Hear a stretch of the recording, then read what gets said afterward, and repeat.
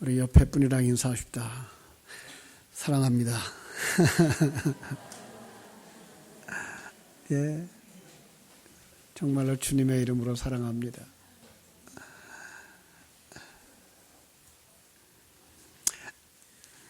내일부터 특별 새벽 기도회를 시작합니다. 주제가 예배를 회복하자는 거죠. 그래서 예배 회복을 위한 특별 새벽 기도회. 그죠? 자, 하나님이 우리를 구원하신 그 구원의 목적, 하나님이 우리를 하나님의 백성으로 불러오시는 그 이유가 바로 예배의 회복이라고 지난주에 말씀을 드렸습니다.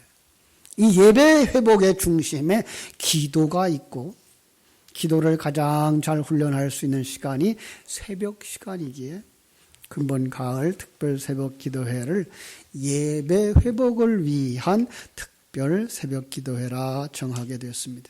오늘은 그 까닭에 내 영혼아 깰지어다 라는 제목으로 말씀을 나누게 되는데요.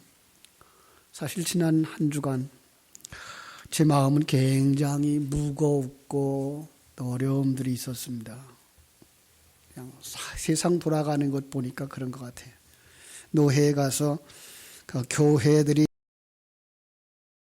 되고 그 일로 말미암아서 목소리를 높여가면서 밤늦도록 10시가 넘어 11시가 가까워도 끝나지 않는 모습들, 어른들의 권면도 선배들이 권면도 들리지 않는 거예요.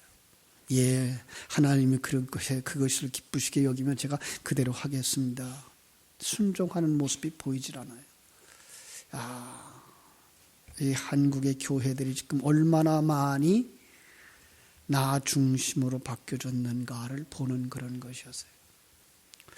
하나님이 주인이 되어지고 하나님이 움직여가는 그 움직임에 따라 순종하며 갈 줄 알아야 되는데 전혀 그것이 없더라고요. 그런가 하면 우리 또 이제 성도님들 가운데 위급한 상황이 되어져서 병원에 그 응급실에 들어갔다, 입원했다 하는 소식을 듣게 됐고, 그런가 하면 또 뭐 수술하신다는 얘기. 그때 가만히 보니까 수술하신 분들이 다 왔어. 얼마나 수술이 그렇게 빠르고 효과가 좋았길래 그래. 수술하신 분들이 벌써 다 오셨는지 모르겠지만은 저는 굉장히 힘들었어요. 특별히 우리 이평희 집사님 같은 경우는 이 식도가 좁아져서 물도 음식도 잘 못 삼키는 그런 형편인데 이제 염증이 생겨가지고 폐렴이 되어져가지고 음식도 못 먹고 숨쉬기도 힘들고 그래서 응급실에 갔다 그러고 이제 내시경 검사, 식도 내시경 검사를 해야 되는데 내 마취 상태가 아니라 그냥 그대로 해야 된대요.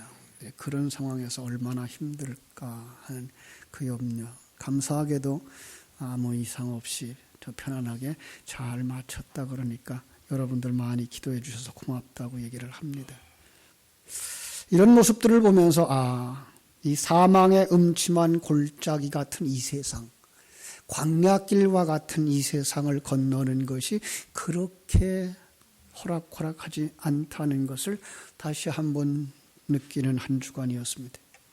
어떤 사람들은 그것을 죄로 말미암은 거야 라고 당사자에게 무슨 죄가 무슨 잘못이 있는 것 아니냐고 묻는 경우를 듣게 되는데 원론적으로는 맞습니다. 원론적으로는 이 땅에 있는 모든 사람들이 겪는 고통 다 죄 때문이죠.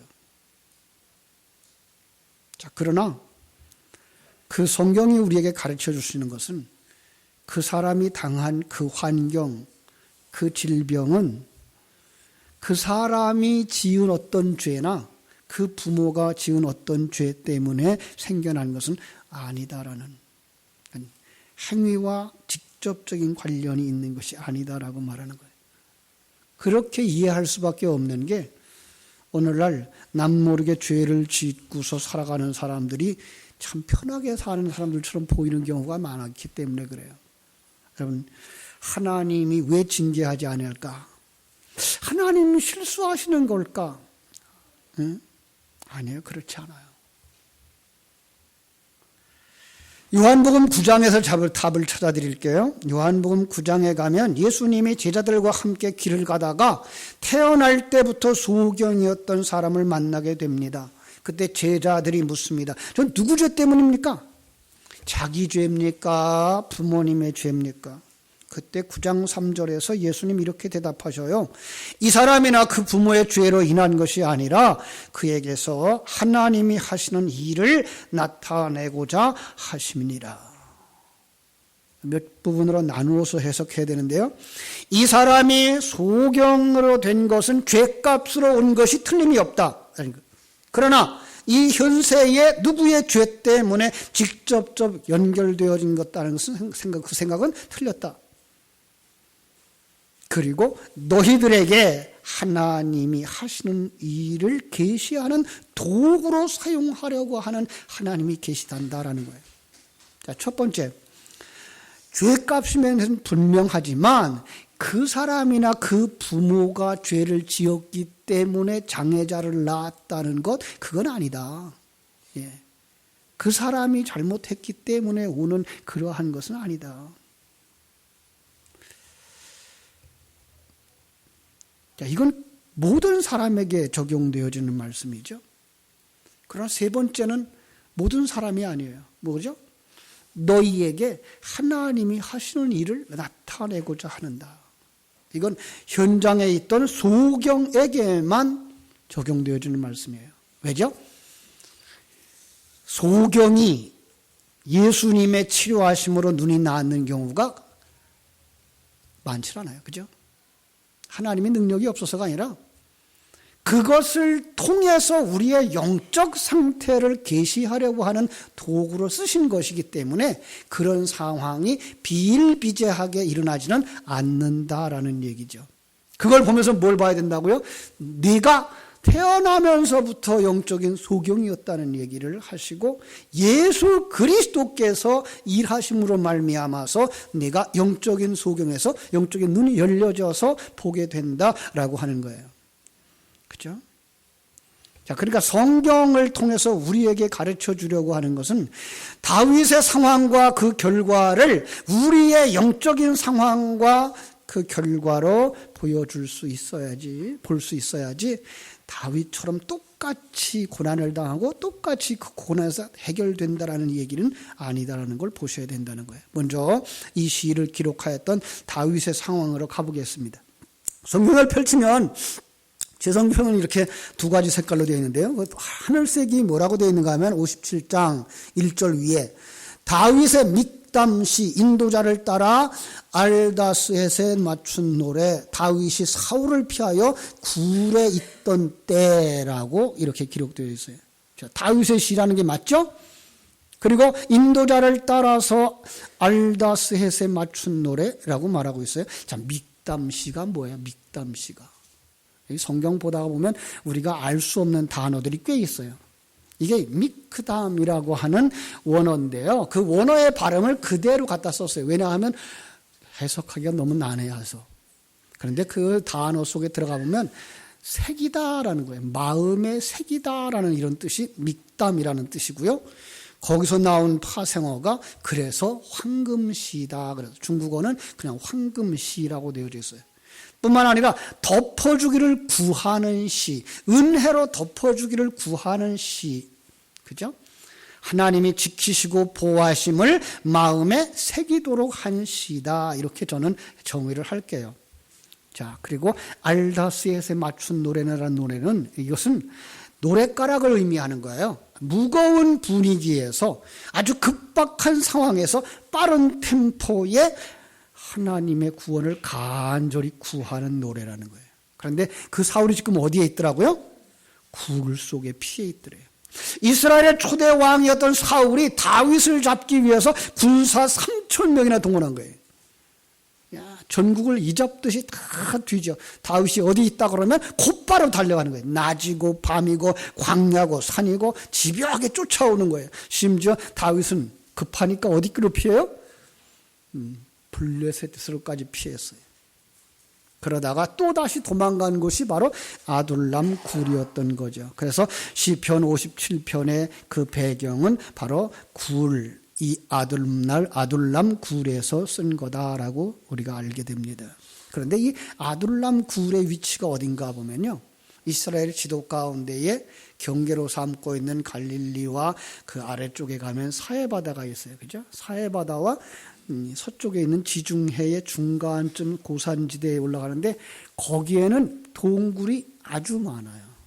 큰 동굴이 아니라 몇 사람 기어 들어가면 쭈그리고 앉아 있을 만한 동굴이 여러 개가 있어요. 그래서 여러 사람을 파송해도 어느 굴에 들어가 있는지를 찾지 못해서 다윗이 거기에 숨어 있는 거예요. 그런데 다윗은 생각해 보세요. 굴이 큰 굴이 아니고 엎드려서 기어 들어가서 몇 사람 좀 숨어 있을 만한 그런 굴. 캄캄하죠. 좁지요. 습하죠. 그때 다윗의 심정이 어땠을까요?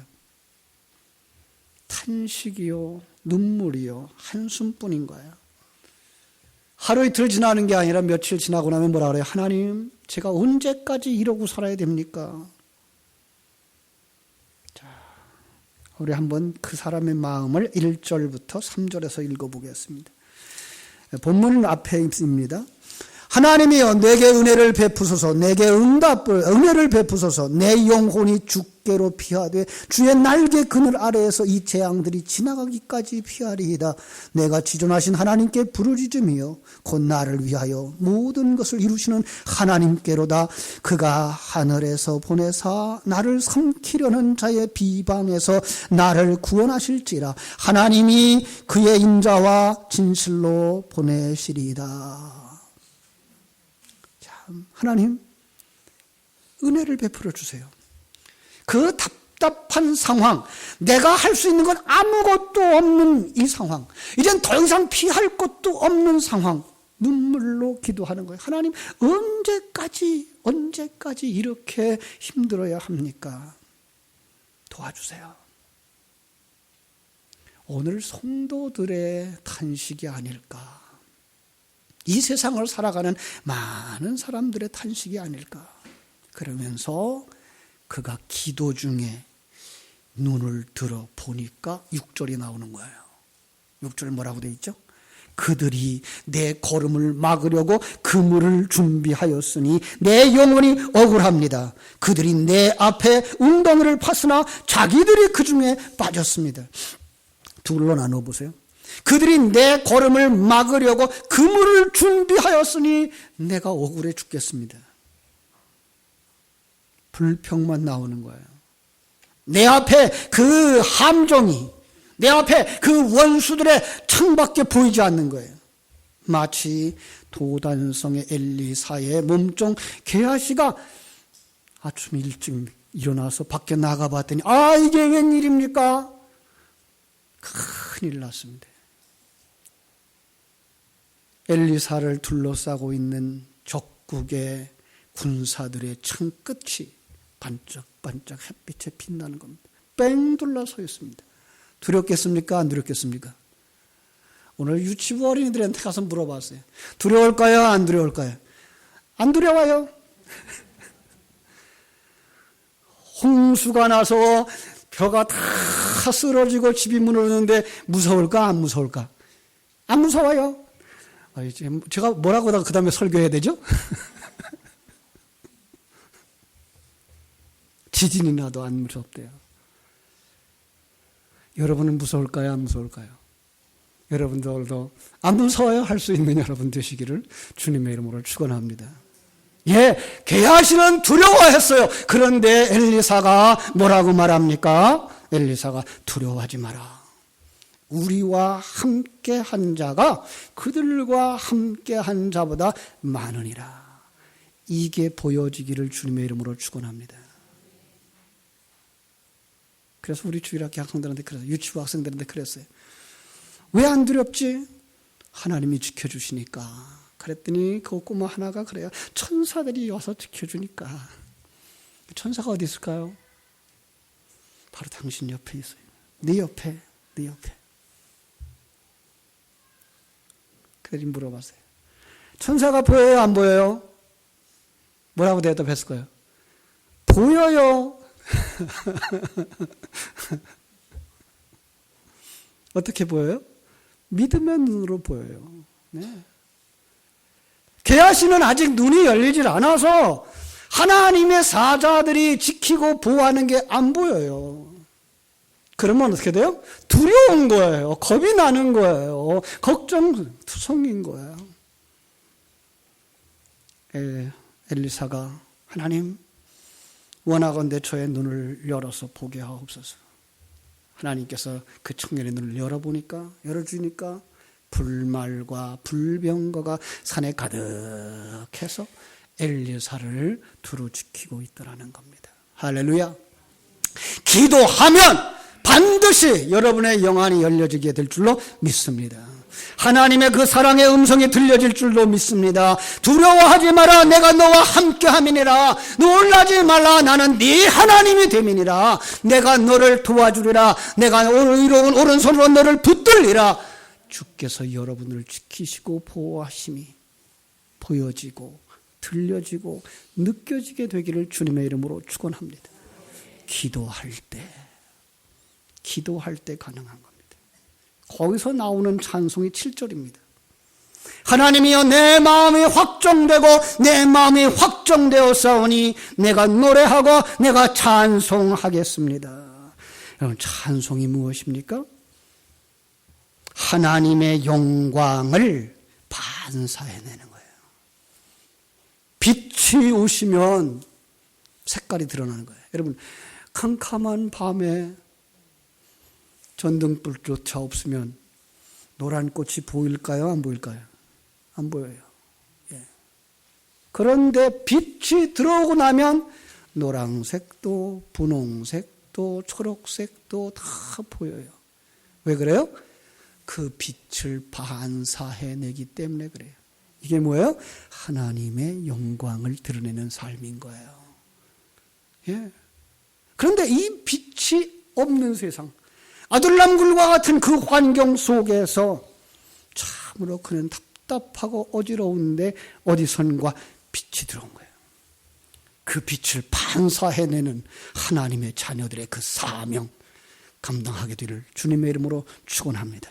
그 빛을 반사하면 하나님과 나 사이를 가로막았던 천막이 갈라지는 거예요.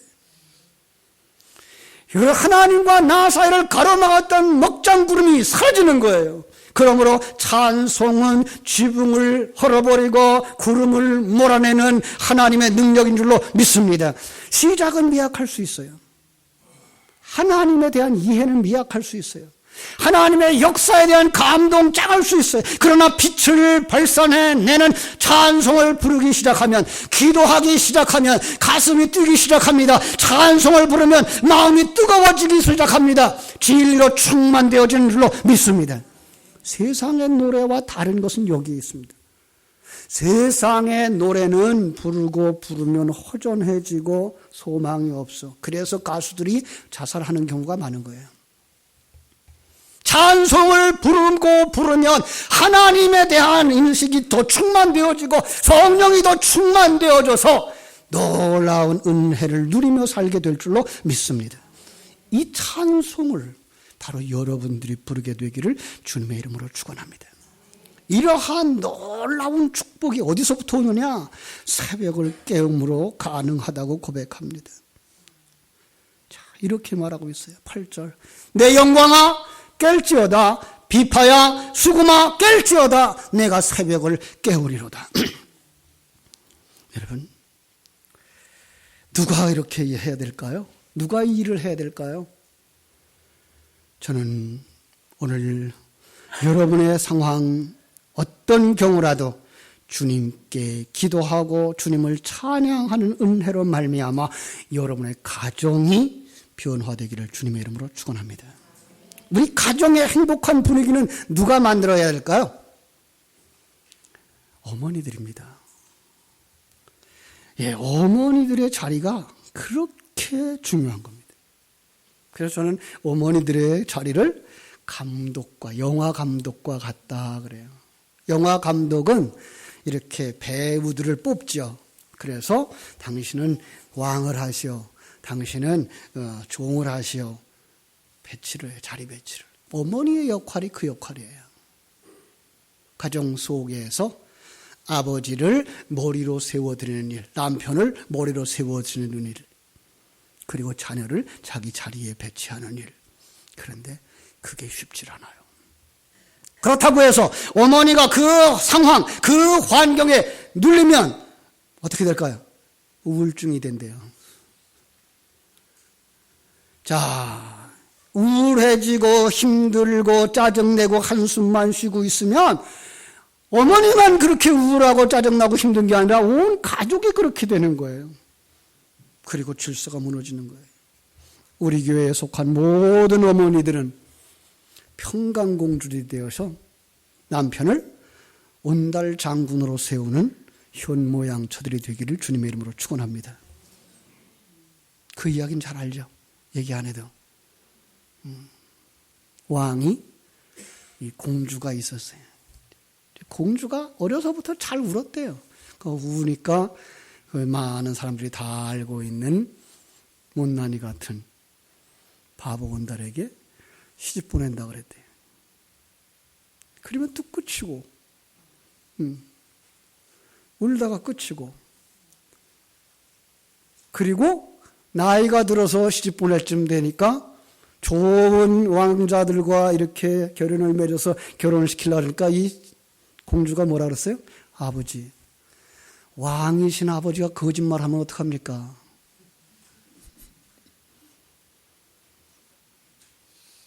저는 온달에게로 시집가겠습니다. 찾아간 거예요. 정말 허름하고 초라한 그 집에 들어가서 부족한 것 같은 그 사람을 받들어서 세워줬어요. 가르쳐 주었어요. 그러자 그가 장군이 됐어요. 전쟁을 이기는, 그리고 나서야 왕이 사위로 인정했다고 그럽니다. 사랑하는 여러분, 우리 가정 속에서 남편을, 애들의 아버지를 아버지 자리, 머리의 자리에 세우는 우리 여자 성도님들 되시기를 주님의 이름으로 축원합니다. 그런데 교회 속에도 이 아내의 역할을 맡으시는 분들이 있어요. 여러분, 저는 그 교회를 가정이라고 보거든요. 성경이 그렇게 말하고 있어요. 가정 속에서 어머니와 아버지의 역할을 하는 분들이 있는데 그게 바로 당회원들이에요. 거기서 어머니의 역할, 아내의 역할을 해야 되는 분들이 장로님들이시죠. 자, 힘들어요. 그래서 장로님들이 힘들어요. 목사를 머리로 세우고 아내의 역할을 해야 되고 성도들의 어머니의 역할을 하는 것이 쉽지 않습니다.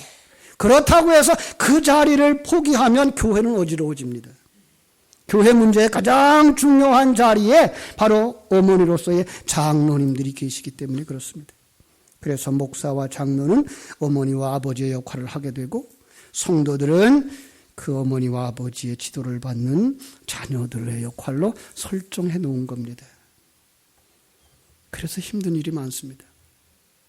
그런데 그 상황에서 다윗과 같이 기도하고 하나님이 함께 하시는 임마누엘 하나님을 만나게 되고 그 입에서 찬송이 흘러나오게 되면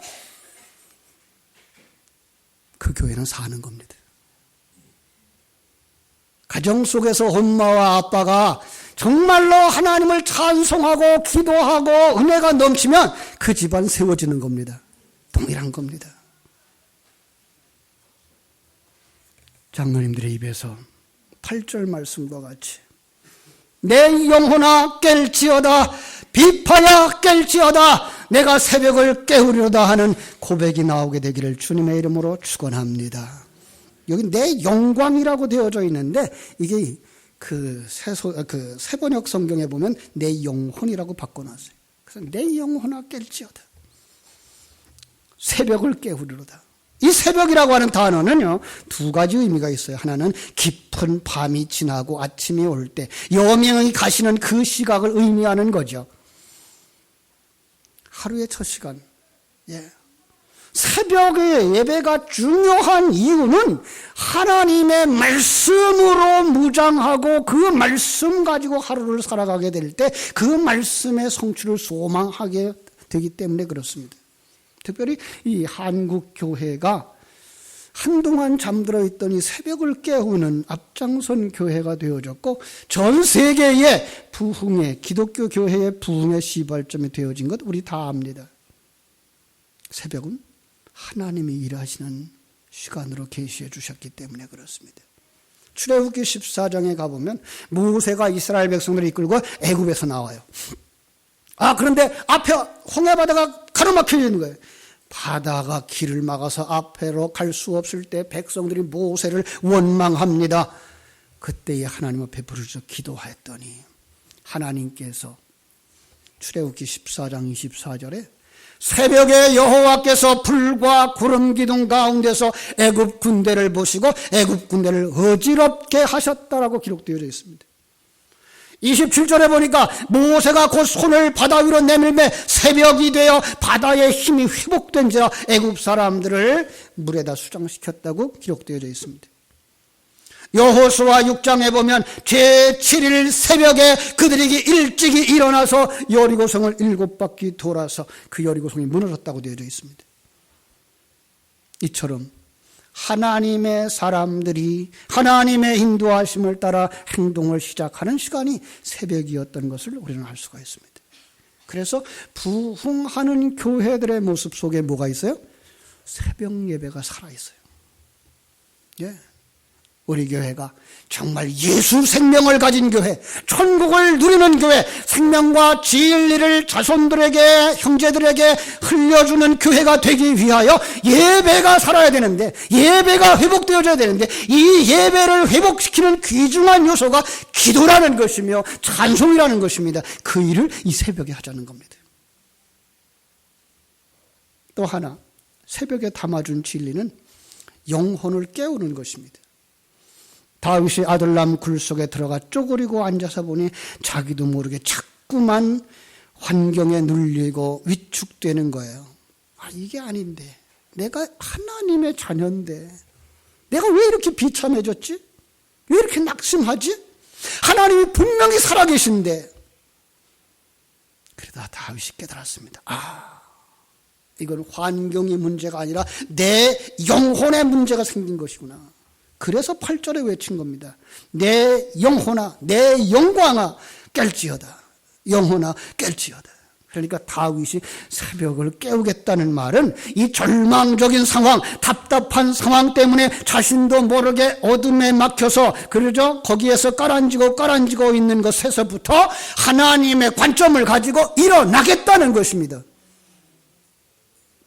여러분,